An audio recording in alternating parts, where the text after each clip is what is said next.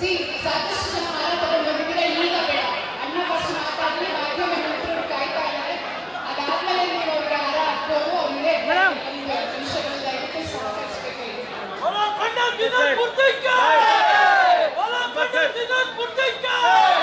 ಈಗ ನಮ್ಮೆಲ್ಲರನ್ನ ಉದ್ದೇಶಿಸಿ ತಾಯಿ ಹೃದಯವನ್ನು ಪಡೆದುಕೊಂಡಿರುವ ನಮ್ಮ ಮಾಜಿ ಮುಖ್ಯಮಂತ್ರಿ